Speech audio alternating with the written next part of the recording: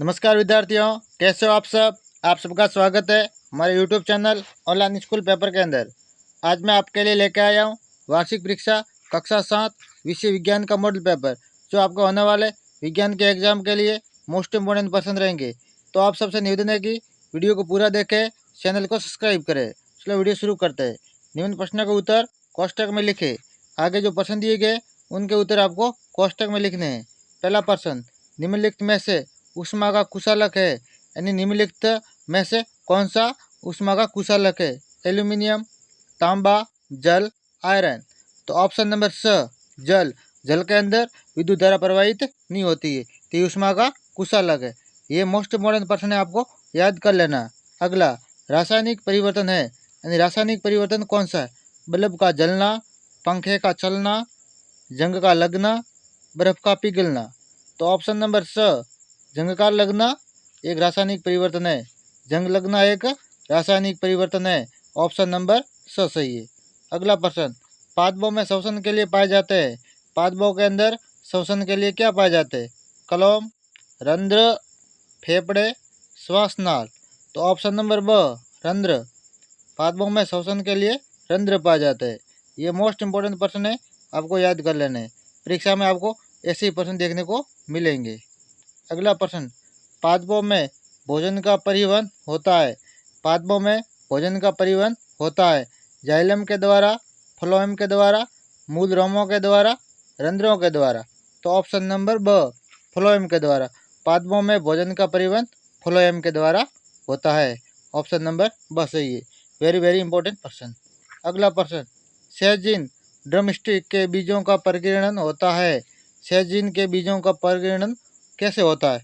जल द्वारा, पवन द्वारा, जंतु द्वारा, फल फटने से। तो ऑप्शन नंबर ब पवन द्वारा।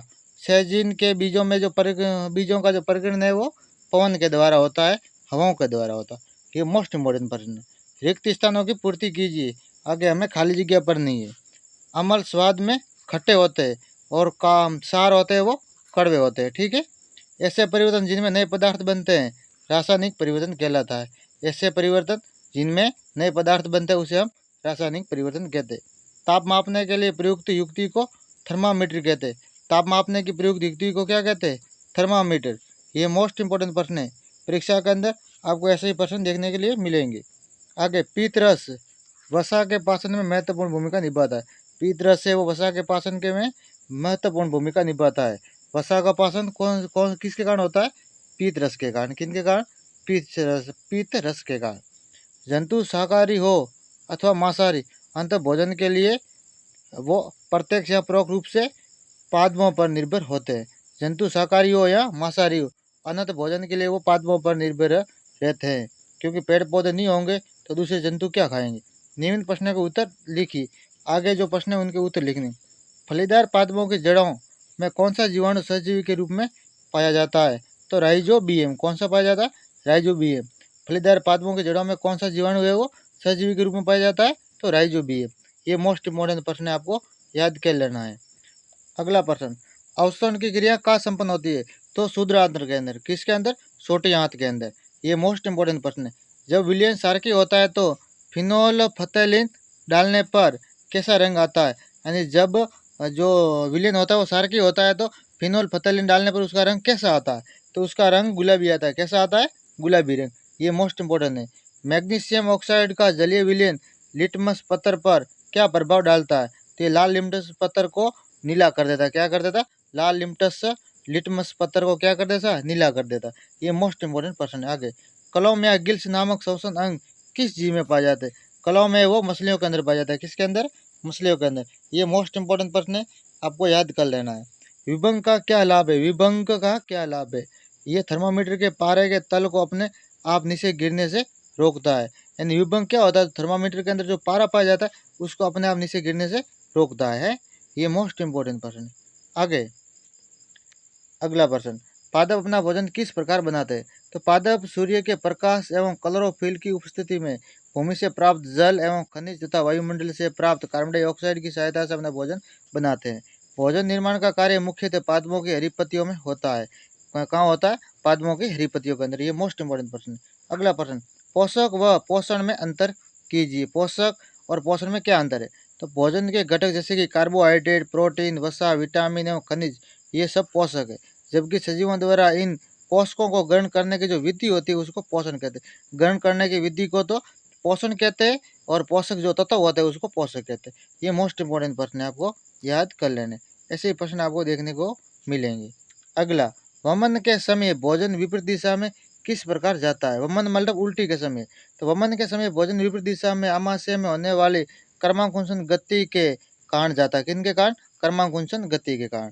ये मोस्ट इंपॉर्टेंट प्रश्न है। आगे, पित्त कहाँ निर्मित होता है? ये भोजन के किस घटक के पाचन में सहायता करता है? पित्त कहाँ निर्मित होता है और भोजन के किस घटक के पाचन में ये सहायता करता है?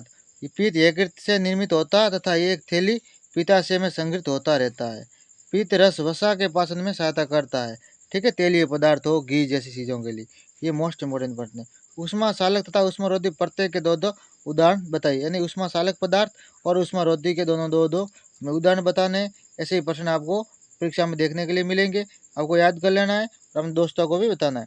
ऊष्मा सालक आयरन तथा कॉपर और ऊष्मारोधी प्लास्टिक व लकड़ी। ऊष्मा सालक पदार्थ है आयरन और कॉपर। आयरन होता है लोहा और कॉपर मतलब तांबा। ऊष्मारोधी प्लास्टिक और लकड़ी। ऊष्मारोधी का मतलब जिसमें अंदर करंट ना आता हो। ऊष्मा सालक जिसके अंदर करंट आता हो, बिजली विद्युत धारा प्रवाहित होती हो। सर्दियों में सर्दियों में ऊनी वस्त्र हमें उष्ण कैसे बनाए रख दें? यानी सर्दियों के अंदर ऊनी वस्त्र हमें उष्ण यानी गर्म कैसे बनाए रख दें, समझाइए। तो ऊन ऊष्मारोधी होती है। इसके अतिरिक्त ऊन के रेशों के बीच में वायु फंसी या ट्रैप रहती है। ये वायु हमारे शरीर की ऊष्मा को ठंडे प्रवेश की ओर विकृत होने से रोकती है। इस कारण सर्दियों में ऊनी वस्त्र हमें उष्ण बनाए रखते हैं। ठीक है, नहीं वो ठंडी वायु को अंदर नहीं आने देती। डॉक्टरी थर्मामीटर पर प्रेशर 35 डिग्री सेल्सियस से 42 डिग्री तक ही क्यों होता है? ठीक है, ये बता रहा है कि डॉक्टरी जो थर्मामीटर होता है वो 35 डिग्री सेल्सियस से 42 डिग्री के बीच ही क्यों होता है, इसके बारे में बताना है। तो डॉक्टरी जो थर्मामीटर को केवल मानव शरीर का ताप मापने के लिए डिजाइन किया गया है। मानव शरीर का तापमान सामान्य 35 डिग्री से कम तथा 42 डिग्री से अधिक नहीं होता। ठीक है, 35 डिग्री सेल्सियस से कम नहीं होता और 42 से ज़्यादा नहीं होता। ठीक है, इसलिए इनको इसी तरह बनाया गया है। ठीक है, ये मोस्ट इंपॉर्टेंट प्रश्न। आगे, अम्लों और क्षारकों के बीच अंतर बताइए। अम्ल और क्षारक।